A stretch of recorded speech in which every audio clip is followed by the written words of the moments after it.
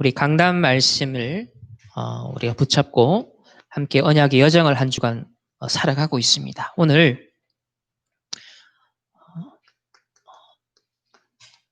저와 여러분에게 가장 중요한 것은 복음적 신앙 고백과 복음적인 신앙 생활입니다.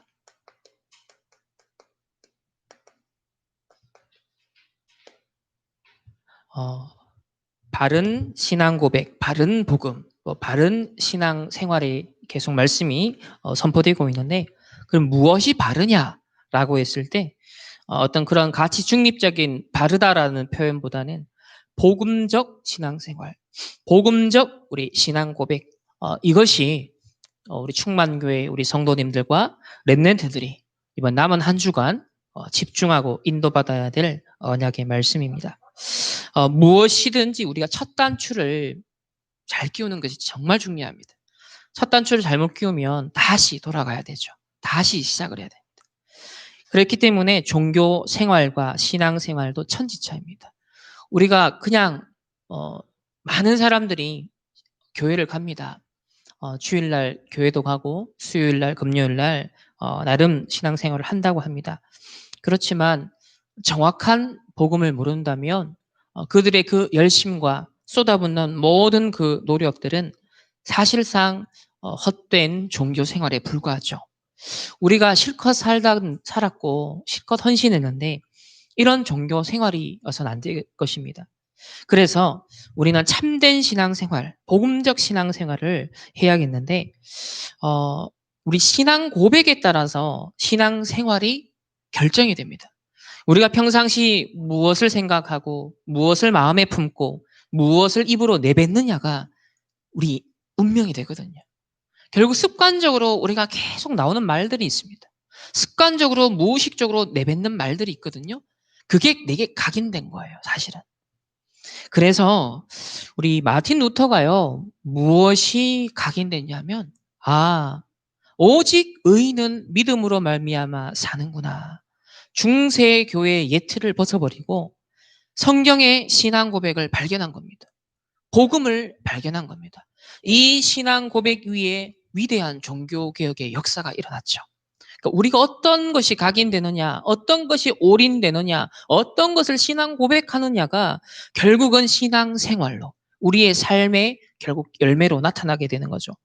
여러분 잘 아는 주기철 목사님은 어떤 신앙 고백을 했습니까?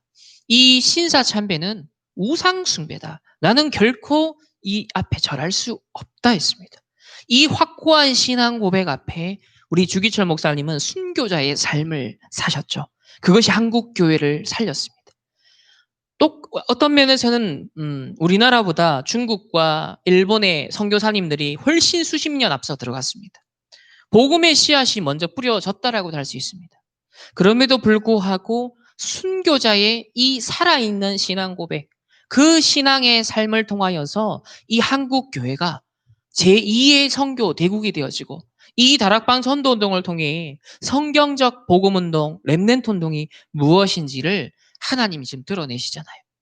이만큼 올바른 복음적 신앙 고백과 그 신앙 고백에 따른 삶을 산다는 것은 위대한 결과를 좌우한다는 것이죠. 그렇다면 오늘 저와 여러분이 의뢰의 3일밤 나오는 예배가 아니라 만약에 그냥 형식적으로 외식적으로 우리에게 이미 몸에 타성에 젖어서 익숙해져 있는 방식으로 예배를 한다는 것은 그건 종교 생활입니다. 그러나 오늘 이 예배에만 하나님이 예비하신 오직 유일성 재창조의 하나님의 역사가 있다는 것이죠. 그러면 오늘 마치 두 번 다시 없을 예배를 내가 드린다라는 중심과 그 설레임과 신앙 고백을 우리는 찾아낼 수 있어야겠습니다. 오늘 우리가 내 인생의 마지막 예배일 수도 있다라는 그 어떤 면에선 절박한 심정 속에 언약을 잡는 그 중심이 우리에게 있다라면 하나님은 거기에 합당한 말씀과 하나님의 은혜를 우리에게 부어 주실 줄 믿습니다. 그래서 첫 번째로 우리의 신앙 고백은 뭐니 해도 우리 복음적인 신앙 고백을 해야 됩니다.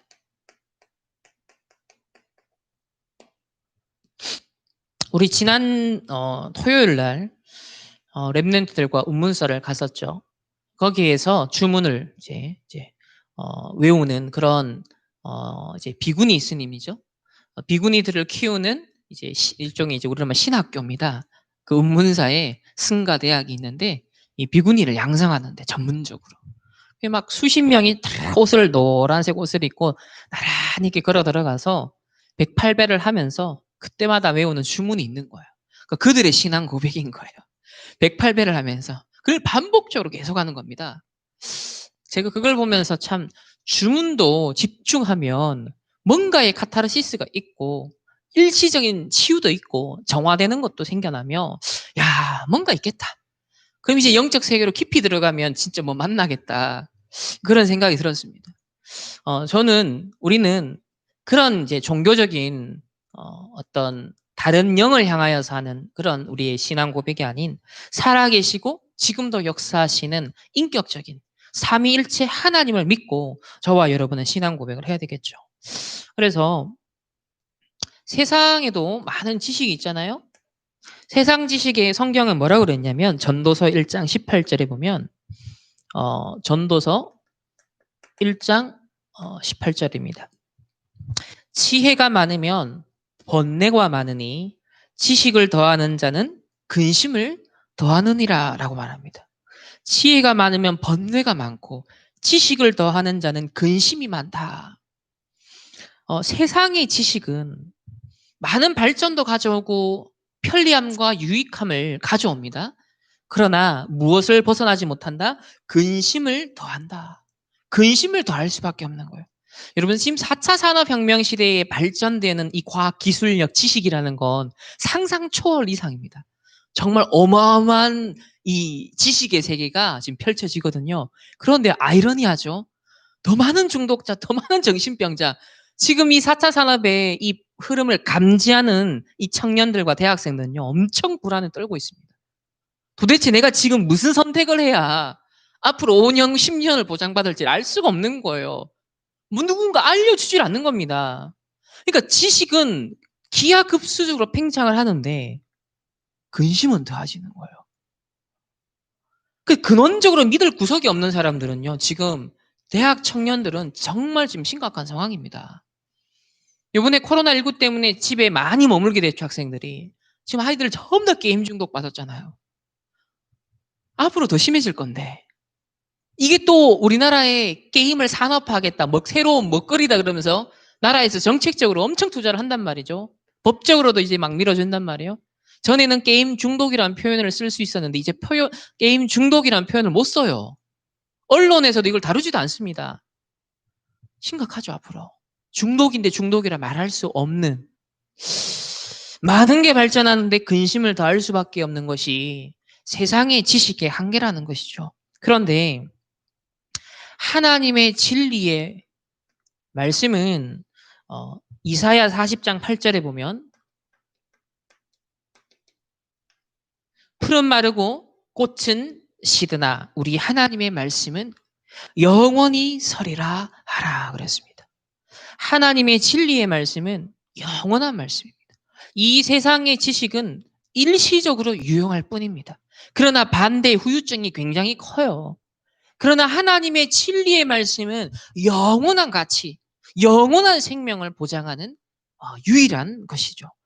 그래서 세상의 지식이 아닌 우리는 영원한 말씀을 우리는 붙잡아야겠습니다. 그것을 언약으로 생명으로 가장 가치 있는 것으로 우리는 여기는 그런 삶을 살아야겠습니다. 두 번째는 신앙 고백을 누구든 하는데요. 심지어 나를 믿어라 그것도 뭡니까? 신앙 고백이죠. 돈을 믿어라 믿을 건 돈밖에 없다. 그것도 그 사람의 신념의 고백입니다. 과학을 믿어라 그것도 그 사람의 신념의 고백이에요. 그러면 오늘날에 육신적인 신앙 고백을 하는 사람이 참 많습니다. 그죠? 방금 말한 그런 과학, 기술, 또 돈, 물질, 또 종교. 심지어는 이제는 뭐요? 나를 믿어라. UAG에서 말하는. 이걸 계속 강화하지 않습니까? 나에 대해서 계속. 자, 이런 육신적 신앙 고백 속에 사람들이 살아가는데 성경에도 보면 사람들이 나를 누구라 하느냐라고 예수님이 질문을 하셨어요. 거기에 대해서 현황 파악을 하고 제자들이 보고를 올리기를 더러는 세례 요한 같다. 더러는 엘리야. 더러는 예레미야. 선지자 중에 하나다라고 이렇게 고백을 합니다. 그래서 이것은 뭐냐면 이스라엘이 지금 속국된 상황이잖아요. 로마에 속국되어 있는 현실적인 상황에서 나와진 신앙 고백인 거예요. 그러니까 세례 요한 같이 뭔가 정의를 실현낼 지도자를 필요했고 엘리야처럼 능력을 행할 뭔가 우리를 먹여 살릴 수 있는 뭔가 능력자를 필요했던 겁니다. 예레미야와 같이 눈물을 흘려주고 위로해주고 박애주의를 실천할 수 있는 그 누군가 위로자가 필요했다는 거예요. 선지자, 뭔가 길을 알리고 뭔가 여기서 우리를 구원할 수 있는 누군가 지도자를 기다렸다는 거죠. 이러한 현실적인 상황 속에 육신적인 동기 가운데 사람들은 저마다의 신앙 고백, 또 삶을 한탄하는 그런 것들이 우리가 보게 되어집니다. 그러니까 코로나19를 맞이하면서 얼마나 많은 경제적인 지금 사회적인 참 어려운 피해들이 발생하거든요. 그리고 앞으로 더 이 상황이 종결된다 하더라도 이전으로 돌아갈 수 없는 상황. 왜 또 다른 질병과 전염병이 생겨날 수도 있고 또 코로나19가 또 유행할 수도 있고 이건 알 수가 없다는 것이죠. 그렇기 때문에 최대한 안정성을 확보하기 위해서 세상에 많은 것들이 지금 변화하고 있습니다.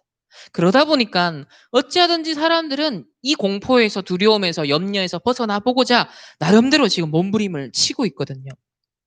저와 여러분은 이때 무슨 신앙 고백을 해야겠습니까? 결국 주는 그리스도시요. 이때에도 살아계신 하나님의 아들이십니다. 2000년 전 로마 속국에 진정한 그 해답은 예수가 그리스도란 신앙 고백인 것처럼 4차 산업이 온다, 포스트 코로나 시대의 위기가 온다 아무리 하더라도 변치 않는 영원한 진리의 말씀은 뭐다? 주는 그리스도시요 살아계신 하나님의 아들이십니다. 사단과 흑암이 결박되는 유일한 신앙 고백, 모든 저주와 재앙에서 해방되는 신앙 고백. 그래서 이 영원한 것을 우리는 붙들어야겠고요. 이 복음적 신앙 고백을 하루에 수십 번 고백해라. 주는 그리스도시요. 예수님은 그리스도시요. 이 고백만 해도 사단이 떠나간다. 영적 힘을 얻게 되어진다. 이 시간에 우리가 함께 고백합시다.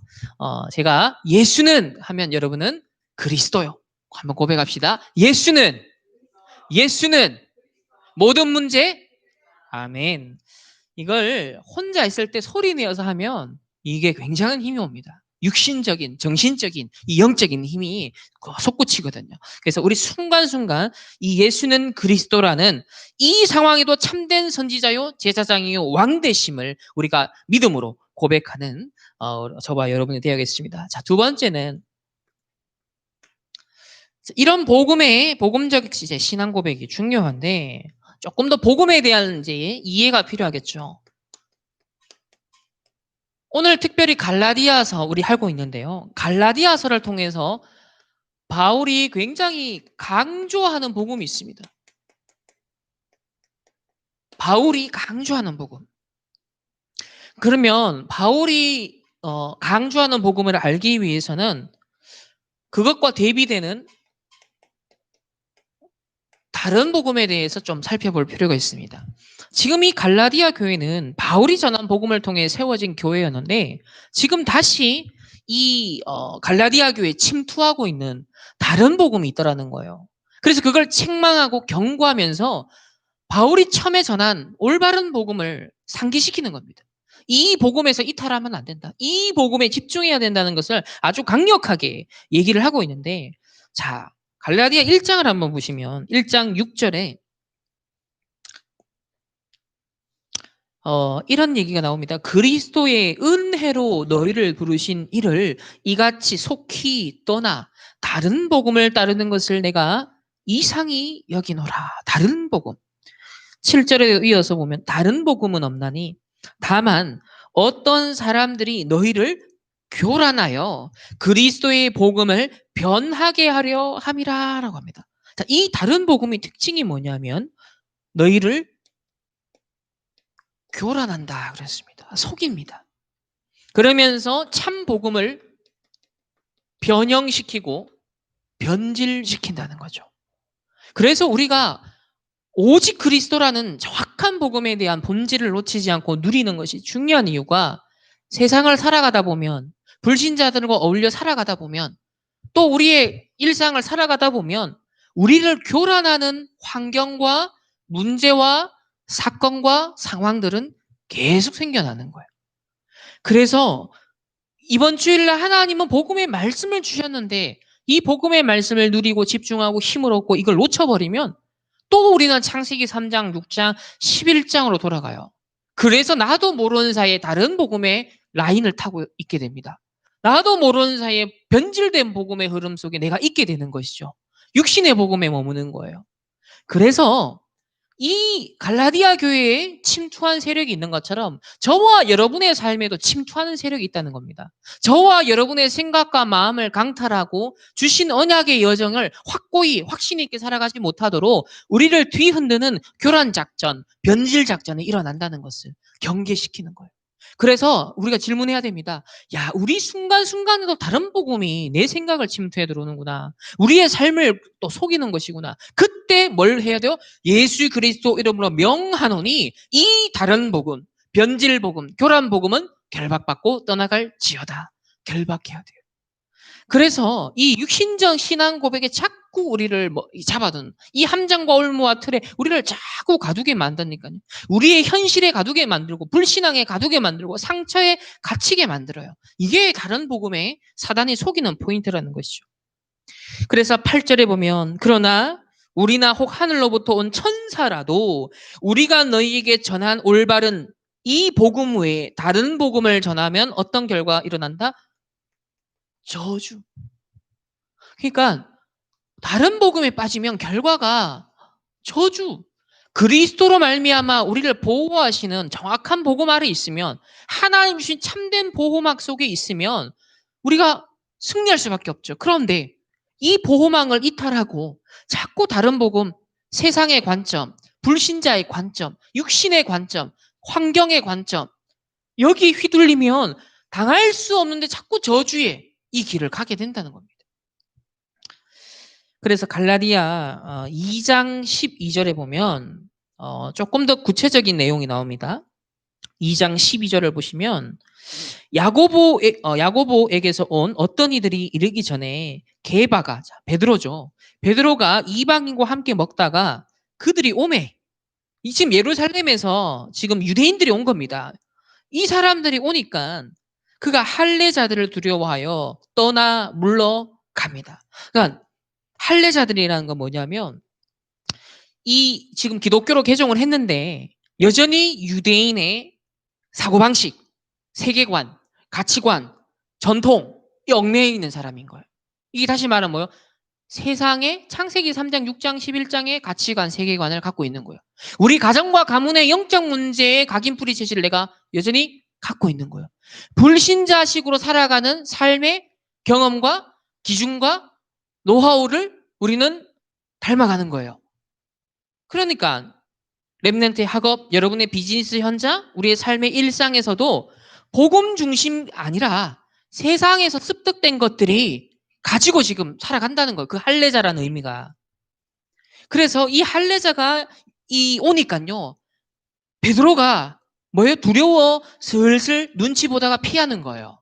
왜? 이방인들하고 식사하고 있는데 지금 요 장면이 딱 들키면 어떻게 되죠? 책망을 받고 엄청나게 이제 비난받을 수 있는 상황. 그래서 이 할례자들을 피하는 겁니다. 그러니까요. 이 지도자가 이러니까 13절에 보면 남은 유대인들도 그와 같이 외식함으로 이 외식은 먹는 밖에서 먹는 그 외식 아니에요? 그러니까 겉으로 진짜 신앙생활이 아니라 겉으로 사람 눈치 보는 그걸 말하는 외식한다라는 거. 그러니까 유혹이 되어버려. 이 바나바, 심지어는 바울과 함께 파송되는 그 뭡니까? 파송되었던 바나바도 그들의 외식에 유혹이 됐다는 것이고. 그러니까 사람 눈치 보는 거예요. 세상 눈치 보는 거예요. 사단 눈치 보는 거예요. 환경의 눈치를 보는 거예요. 그러니까 하나님의 말씀을 살피고 눈치를 봐야 되는데 말씀 밖에 이외의 것을 살피고 눈치를 봤다. 그 말인 거예요. 지금 단순히 유대인의 율법주의만을 말하는 게 아니겠죠? 저와 여러분의 삶에 복음 아닌 다른 것, 눈치 보는 것들, 살피는 것들, 계산하는 것들, 그 마음이 가 있는 것들, 그걸 말하는 겁니다. 말씀의 기준에서 나오지 않은 것들. 그러니까 지금 베드로마저도 그러고 있었다는 거예요. 그러니 지도자가 그러니까 나머지도 전부 다 같이 그러고 있다는 거예요, 지금. 우리의 일상에서 다른 각인 뿌리 체질에 의해서 휘둘리는 우리의 모습을 지금 거울과 같이 보여주고 있는 겁니다. 바로 여기에 대해서 바울이 경고를 합니다. 다른 복음은 없다. 다른 복음 따르면 저주받는다라고 하면서 바른 복음을 선포하죠. 그러니까 우리가 주신 언약의 말씀, 강단의 말씀 붙잡고 그걸 기준으로 삼고 세계관으로 삼고 그것을 판단하는 모든 잣대로 삼아야 된다. 그겁니다. 갈라디아 1장 4절에 보면요. 아주 중요한 얘기가 나옵니다. 그리스도께서 하나님 곧 우리 아버지의 뜻을 따라 이 악한 세대에서 우리를 건지시려고 우리 죄를 대속하기 위하여 자기 몸을 주셨으니 이게 바른 복음이에요. 바른 복음 뭐다?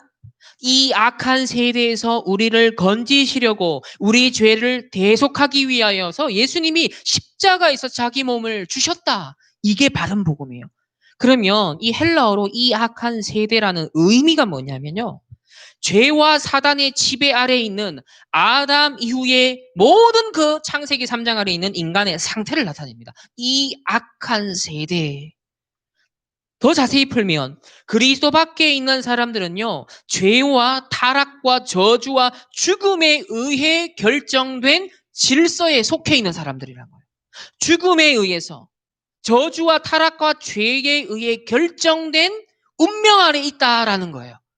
그런데 여기 이러한 악한 세대에서 우리를 건져주신 복음. 이게 바른 복음이라는 겁니다. 그러니까 지금 세상의 가치관과 환경의 가치관과 불신자의 가치관과 세계관과 기준과 말씀 아닌 다른 잣대들이 다른 복음으로 작용을 하니까요. 죄와 타락과 저주와 죽음에 자꾸 결정된 질서 속에 내가 빠져들어가는 겁니다. 블랙홀처럼. 이 운명에서 결정된 운명에서 우리가 벗어났음에도 불구하고 이 악한 세대에 내가 또 들어가는 거예요. 지금 베드로도 그러고 있고 바나바도 그러고 있고 지금 그 유대인들도 기독교로 개종했음에도 불구하고 지금 그 속에 들어가고 있는 겁니다. 그러니까 그런 외식하는 복음 말고 눈치 보는 복음 말고 바른 복음. 우리에게 전달된 복음이 어떤 복음이냐. 너희들이 지금 유대인의 함정 올무틀, 유대인의 관습, 그 악한 세대에서 너희는 벗어났다. 죄와 사단의 집에서 벗어났다. 그 얘기를 지금 하고 있는 겁니다. 그래서 세 번째는 갈라디아 2장 16절에 보면요. 다시 한번 천명하기를 사람이 의롭게 되는 것은 율법의 행위로 말미암음이 아니요 오직 예수 그리스도를 믿음으로 말미암은 줄 알므로 우리도 그리스도 예수를 믿나니 이는 우리가 율법의 행위로서가 아니라 그리스도를 믿음으로써 의롭다함을 얻으려 함이라. 율법의 행위로서는 의롭다함을 얻을 육체가 없느니라.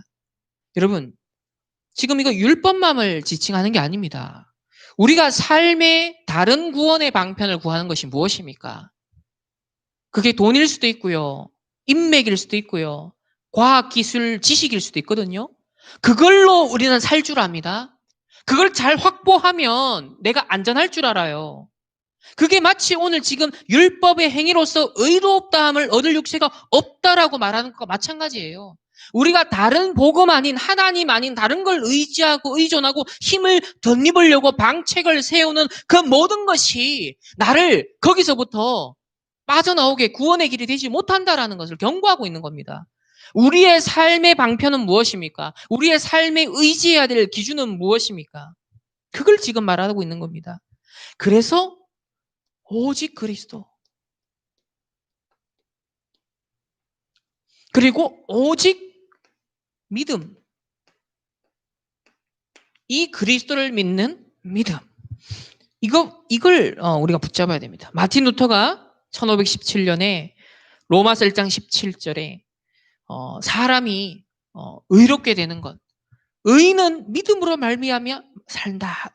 이 이신칭의의 고백을 통해서 종교개혁을 했잖아요. 오직 그리스도, 오직 믿음. 그래서 저와 여러분이 바른 복음을 회복해야겠고 이 바른 복음을 실제로 적용하고 누리는 삶이 이번 한 주간 우리가 집중해야 될 포인트가 되겠습니다.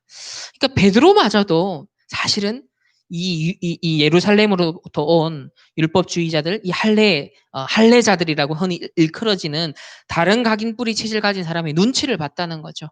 그러니까 저와 여러분이 뭐 유대인의 율법에 지금 눈치 보는 사람들은 아니잖아요. 그럼 우리는 무엇을 눈치 보고 있습니까? 여러분은 말씀 아닌 다른 그 무엇을 바라보고 있고 생각하고 있고 그러니까 복음과 삶을 분리시켜서 생각하는 그 모든 것을 말하는 거예요. 그러니까 오늘날 기독교인의 문제가 뭐냐면 복음 따로 말씀 따로 실제 삶 따로인 거예요. 복음 따로 비즈니스 따로 복음 따로 학업 따로 복음 따로 삶이 분리되어 있는 것. 여기서부터 사실 모든 문제가 온 겁니다. 이런 기독교인이 넘쳐났기 때문에 오늘날 기독교가 된 거거든요.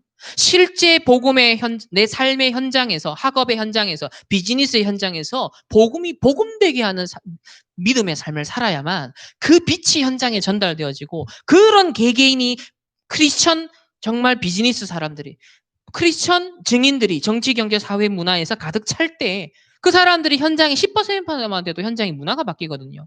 그런데 아무도 복음을 가지고 이 삶의 원리를 뚫어가는 삶이 없는 거예요. 복음을 가지고 이 비즈니스의 원리, 성경적인 원리를 뚫어가는 증인이 없는 거예요. 복음을 가지고 국어, 사회, 수학, 정치, 모든 학문의 영역을 재해석하고 재적용하고 재정립하는 사람이 없는 거예요. 그러니까 세상에 배운 것만 가지고서 풀어나가려고 하니 어떻게 돼요? 눈치를 볼 수밖에 없는 거예요. 애매모호해지는 거예요. 그러니까 지금 바나바도 그러고 있고 베드로도 그러고 있는 거예요. 다른 복음으로 자꾸 가는 거예요. 교란하고 변질되고 그 길은 저주로 가는 겁니다. 아니라는 거예요. 그걸 바울이 경고합니다. 다른 복음은 없다. 내가 전한 복음, 오직 그리스도의 복음, 너희들에겐 언약의 여정만 있을 뿐이야. 렘넌트에게 우리 성도들에게 언약의 여정만 있을 뿐이에요. 그러면 여러분의 일주일의 6일의 삶의 여정이라면 반드시 그 여정에는 무엇으로 장식이 돼야 돼요? 언약으로 장식이 돼야 되는 거예요. 나의 월, 화, 수, 목, 금이 뭘로 장식이 돼야 돼요? 언약으로 세례를 받아야 된다는 거예요. 언약으로 충만해지는 거예요. 근데 이런 지금 크리스천이 없기 때문에 오늘날 이런 렘넌트들이 많이 없기 때문에 지금 세상이 어려워지는 겁니다. 우리가 지금 렘넌트 운동을 한다는 거 그거잖아요. 주일 들은 말씀이 내 6일의 삶을 장식하는 겁니다. 내 6일의 삶의 모든 돌아가는 원리가 되는 거예요. 그런 증인이 많아지고 증언들이 나와지고 그런 것들이 쌓이면 이론이 되어지고 학문이 정립되는 거지 않겠습니까? 이게 개혁이라는 겁니다. 개혁. 문화 개혁이라는 거예요. 그래서 종교개혁 500년 전에 종교개혁자들이 오직 그리스도, 오직 말 성경, 오직 믿음, 오직 영광 이런 신앙 고백들을 다 고백하니까요. 그 신앙 고백의 원리 속에 자본주의도 형성되고 법질서도 형성되고 교육체가 형성되어져서 약 400년 왔어요. 근데 지금 이제 복음이 약화되고 미국 유럽교회 약화되고 이러니까 지금 정치, 경제, 사회, 문화에 창세기 3장, 6장, 11장의 가치관, 세계관, 상태를 가진 사람들이 지금 법을 개정하고 있고 이론을 만들어가고 있고 정치를 하고 있기 때문에 이제 재앙이 앞으로 오는 겁니다. 지금 이제 이 전환기에 와 있는 거예요, 현재. 3단체가 그동안 준비해서 드디어 막 일어나는 시점, 네피림이 이제 다시 일어나는 그런 시점이 온 거예요. 그래서 우리가 30년 후대를 키우자. 여기에 우리가 지금 대비를 해야 된다. 특별히 4차 산업시대가 앞으로 이제 점점점 가속화될 거예요. 이런 시대에 우리가 애매모호한 삶을 절대 살면 안 됩니다. 정말 정확한 복음에 집중하셔야 됩니다. 정말 한 번도 가보지 않은 어마어마한 쓰나미가 들이닥치는 길을 우리가 걸어갈 거기 때문에 그 가장 안전한 길, 승리할 수밖에 없는 길은 언약을 잡고 여정을 살아가는 사람들. 그 사람들만 살아남아요. 그래서 남는 자, 남을 자, 남길 자 이런 표현들이 나오는 겁니다. 그 바울이 강조한 복음이 뭔지 아시겠죠? 자, 그러면 세 번째는 그러면 우리는 이제 복음적인 신앙 생활을 실제 이제 여정을 살아가야 됩니다. 언약의 여정을 살아가야 됩니다. 여기에 이제 가장 키포인트가 오늘 갈라디아 2장 20절이 되겠죠? 자, 첫 번째는 내가 사는 것이 아니다. 내가 주인이 아니다. 이게 지금 세상에 던지는, 세상이 오늘날 던지고 종교가 던지고 3단체가 던지는 핵심 메시지가 뭐예요? 네가 네 인생 주인이야. 이거잖아요. 근데 우리의 신앙생활은 정면으로 이걸 반박합니다. 이걸 뒤집는 게 신앙 고백이에요. 네가 주인 아니야. 망할 너는 죽었어. 멸망할 너는 죽었다니까. 3단체의 종로로 속국된 너는 죽었어. 지옥 갈 운명이었던 너는 죽었다 그 얘기예요. 그래서 내가 사는 것이 아니요. 내가 그리스도와 함께 십자가에 못 박혔나니 12가지 문제로 가득한 충만한 그것이 결정적인 운명이 되어 있고 질서가 되어 있었던 나는 죽었나니 그겁니다. 오늘 그리스도께서 달리신 십자가 위에서는 내가 나의 모습들 망할 수밖에 없었던 나의 모습 끝났구나. 죽었구나. 고백하시고 여러분 십자가에 못 박혔으면 빨리 죽어야 돼요. 달려 있으면서 자꾸 살아 있으면 어떻게 됩니까? 더 고통스럽죠. 그러니까 십자가 일단 달린 이상은 빨리 죽어야 좋습니다. 계속 달려 있으면 고통스러워요. 그렇기 때문에 빨리 죽는 게 나에게 평안함을 가져다 준다. 그래서 빨리 내가 죽었구나 인정을 하고 두 번째는 그것으로 끝난 게 아니죠. 그리스도가 사시는 것이구나. 오늘도 내 인생 주인 그리스도. 오늘도 내가 의지할 뿐 오직 그리스도. 이 고백을 해야 되는 거예요. 그래서 오직 내 안에 그리스도께서 사시는 것이라. 자, 그리스도가 사신다는 건 그리스도의 삶 직분이 내게 지금 살아 역사한다는 거잖아요. 그래서 참 선지자 되신 그리스도께서 나에게도 뭘 주셨냐면 선지자의 직분을 주신 거예요. 여러분의 비즈니스, 학업, 삶의 현장에서 무슨 직분을 감당하라고 주셨다? 선지자직을 감당하라고 주신 거예요. 요한복음 14장 6절에 내가 곧 길이요 진리요 생명이니 나로 말미암지 않고는 아버지께로 올 자가 없다 그랬습니다. 그러니까 선지자 이 직분을 누린다는 것은 뭐가 있다는 거예요? 길을 안다는 거예요. 진리를 안다는 거예요. 생명이 있다는 거예요.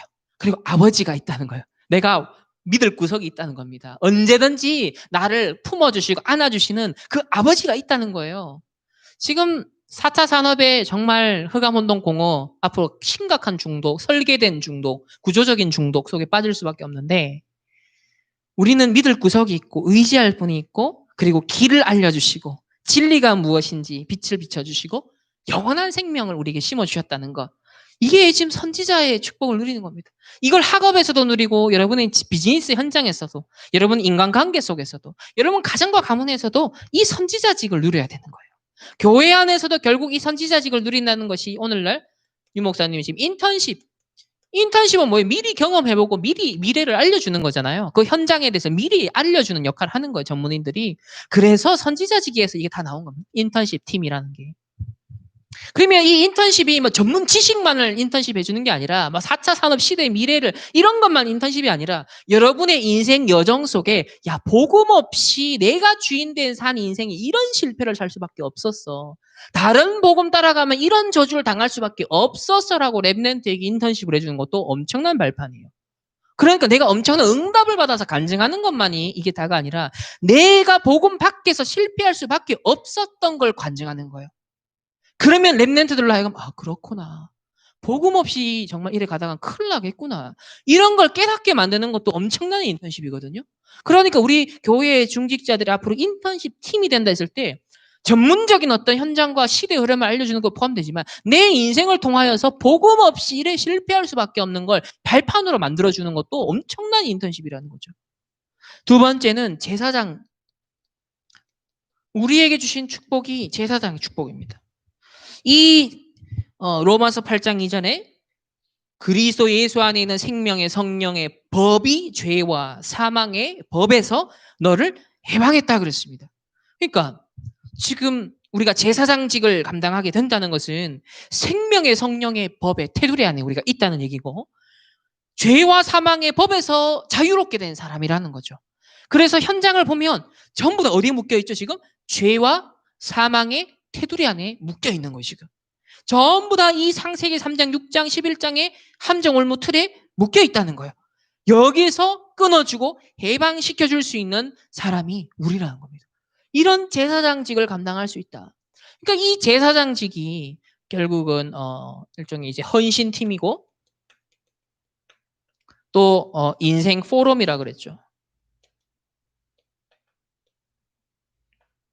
치유도 다 포함되는 겁니다. 그러니까 이 그리스도의 제사장직을 우리 실제로 누리는. 그러니까 이게 237 성전이고요. 이게 바로 치유 성전에 해당되는 겁니다. 오늘날 현장에 사람들이 다 치유를 필요하고 위로를 필요하고 참된 해방을 필요로 하잖아요. 그래서 우리가 육신적인 해결책이 아니라 참된 제사장, 그리스도께서 대제사장, 대대제사장으로서 우리를 위한 대속 제물이 되신 것처럼 우리가 하나님의 사랑과 은혜를 받고 현장의 사람들에게 이런 제사장의 역할을 하는 치유의 역할, 저주와 재앙을 막아주는 역할, 흑암을 걷어내주는 역할, 흑암 가운데 빠져있는 사람들을 건져내주는 역할, 이게 이제 제사장적 역할을 하는 거예요. 세 번째는 우리는 이제 서밋입니다.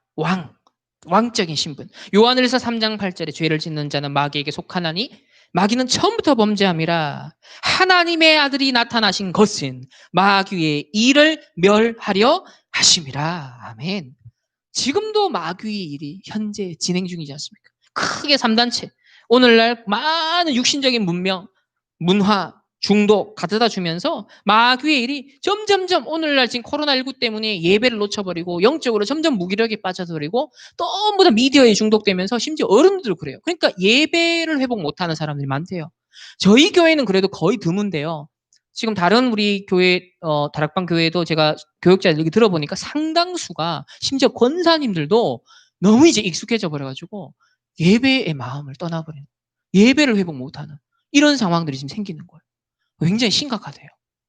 심지어는 이런 권사님이 이런 고백을 하더래요. 교회에 가면 사람들하고 부딪히고 내 싫은 사람하고 만나야 되는데 그냥 인터넷으로 예배만 들으니까 말씀만 들으니까 너무 좋더라. 이해가 되면서도 이게 얼마나 속는 포인트인지 아시겠죠?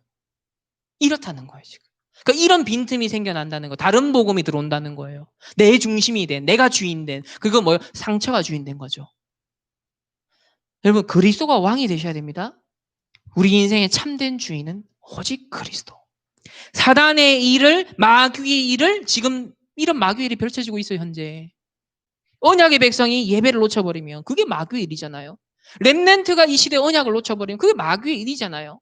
그런 일이 지금 펼쳐지고 있다는 거예요. 그래서 현장에 여러분 왕적인 권세를 사용하셔야 됩니다. 지금 우리 가정에, 우리 자녀들에게, 또 현장의 불신자들에게 역사하는 이 사단 마귀, 흑암의 마귀의 일들은 예수 그리스도 이름으로 명하노니 결박받고 떠나갈지어다. 이 왕적인 신분을 누려야 됩니다. 이게 이제 서밋팀입니다.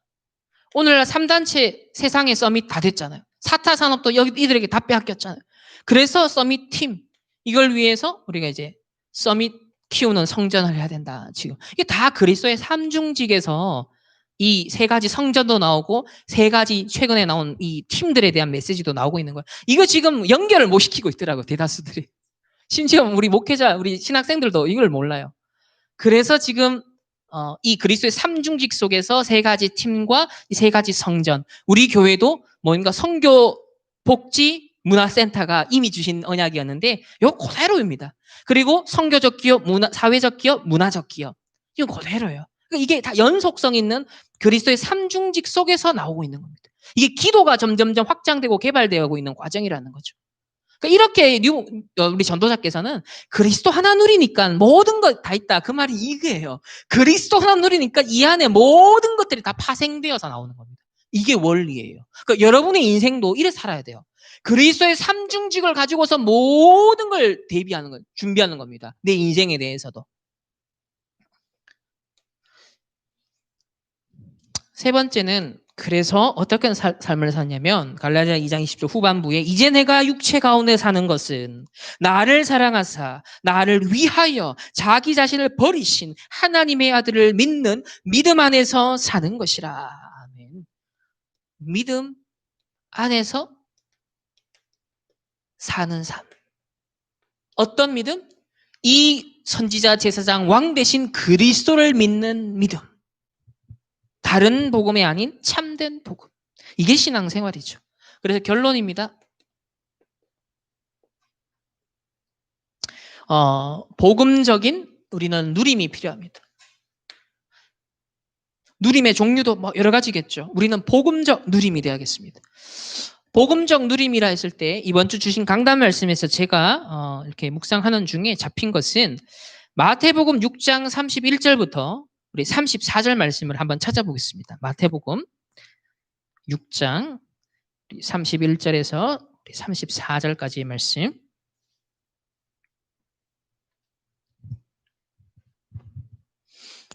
우리 함께 한번 합독해 보겠습니다. 그러므로 염려하여 이르기를 무엇을 먹을까, 무엇을 마실까, 무엇을 입을까 하지 말라. 이는 다 이방인들이 구하는 것이라. 너희 하늘 아버지께서 이 모든 것이 너희에게 있어야 할 줄을 아시느니라. 너희는 먼저 그의 나라와 그의 의를 구하라. 그리하면 이 모든 것을 너희에게 더하시리라. 그러므로 내일 일을 위하여 염려하지 말라. 내일 일은 내일이 염려할 것이요 한날의 괴로움은 그날로 족하니라. 아멘.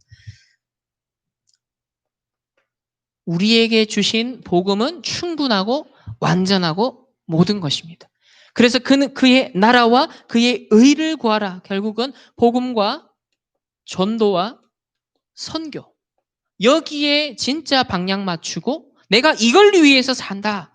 정말 하나님 앞에서 내가 전도자라는 확신이 있으면 끝나는 거죠. 그러니까 문제는 내가 전도자가 아닌 게 문제인 거지. 하나님 편에서 보장하실 수밖에 없고 입히실 수밖에 없고 책임질 수밖에 없는 전도자가 맞냐. 우리가 그 하나님 앞에 신앙, 우리 양심 앞에 좀 서야 된다는 거죠. 내가 진짜 전도자가 맞나? 내가 정말 복음 중심, 전도, 선교 중심의 삶을 사는 것이 맞느냐? 그걸 질문해야 됩니다. 그러니까 그게 맞다면 하나님이 책임진다는 겁니다. 하나님이 모든 걸 다하여 주신다는 거죠. 그래서 복음과 전도, 선교 중심의 실질적인 삶을 우리는 결단해야겠습니다. 두 번째는 내가 전도자가 맞다면, 이 시대에 진짜 남은 자 렘넌트가 맞다면 매일의 누림의 삶이 필요합니다. 매일의 누림의 삶. 어제 성령 충만 누려도 오늘 또 성령 충만, 오직 그리스도. 날마다 새로운 피조물로 하나님 우리를 축복하십니다. 그래서 매일 실질적인 누림의 가장 핵심은 결국 그리스도의 삼중직입니다. 우리가 복음을 누리는 기도를 할 때 반드시 빠뜨리지 말고 반드시 해야 될 것은 그리스도의 삼중직을 누리는 거예요. 지금도 그리스도 나와 함께 하시고 모든 문제 끝냈고 지금도 선지자 제사장 왕이 되신다는 것을 끊임없이 고백을 하는 거예요. 주는 그리스도시요 살아계신 하나님의 아들이시고 지금 나와 위드 임마누엘 원넷으로 함께 하십니다. 이 그리스도의 삼중직을 계속 선포하고 누리는 겁니다. 그러니까 이 그리스도의 삼중직을 전도자가 24 누리다 보니 지금 이런 메시지들이 다 나오는 거예요. 이게 단순히 연구에서 나온 게 아니잖아요. 그리스도의 삼중직에서 다 뻗어 나오는 겁니다.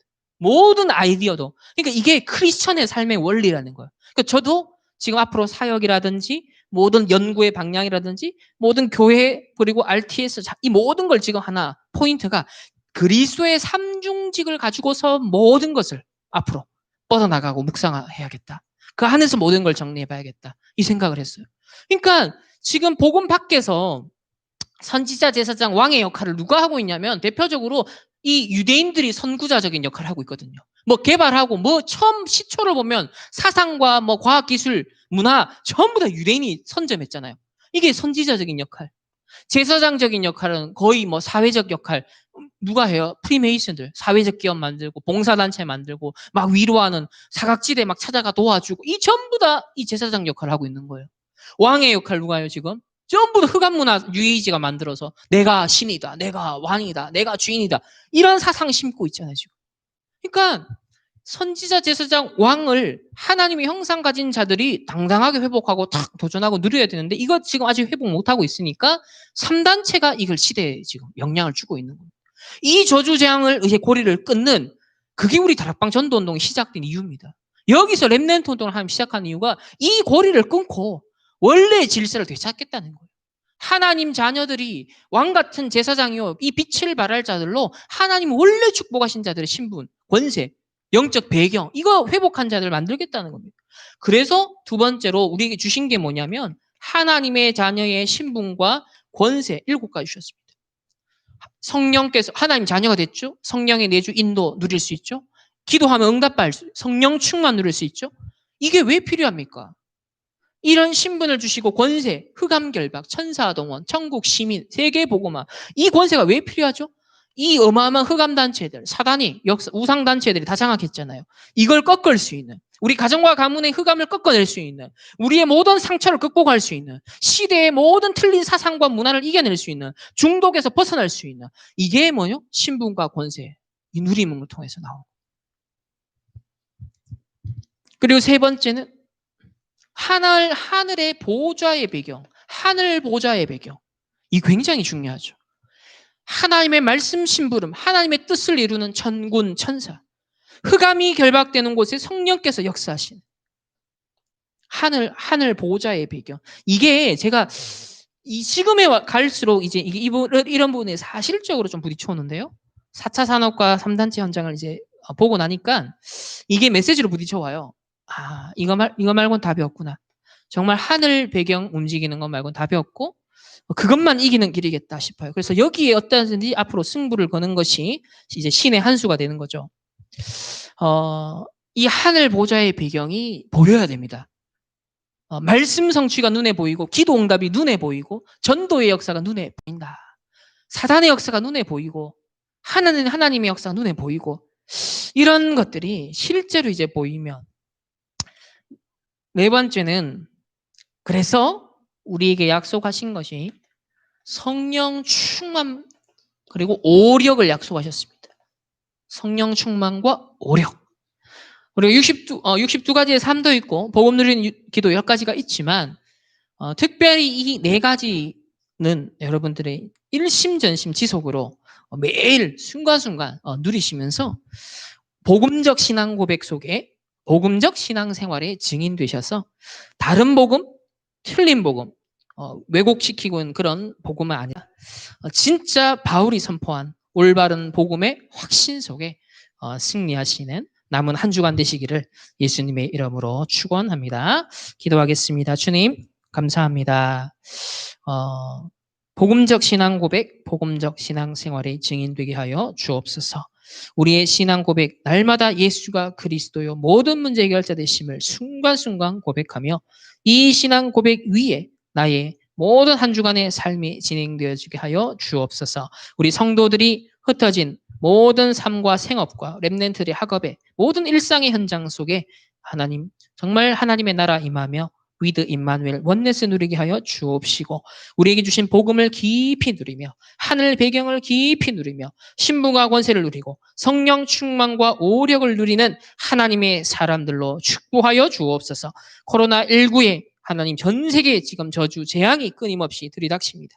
많은 후폭풍이 예상이 되어집니다. 두려워하지 않게 하시고 먹을 것, 입을 것, 모든 것, 육신의 것들을 염려하지 아니하고 너희는 먼저 그의 나라와 그의 의를 구하라. 이 모든 것을 너에게 더하여 주실 것을 분명히 확신하며 내가 전도자인가 하나님 앞에 결단하며 전도자의 삶을 살게 하여 주옵소서. 오늘 이 밤에도 흩어져 있는 우리 주의 백성들과 흩어져 있는 모든 렘넌트의 현장에도 하나님의 나라 임하며 가장 평안함으로 하나님의 말씀으로 생각과 마음을 지켜 주옵소서.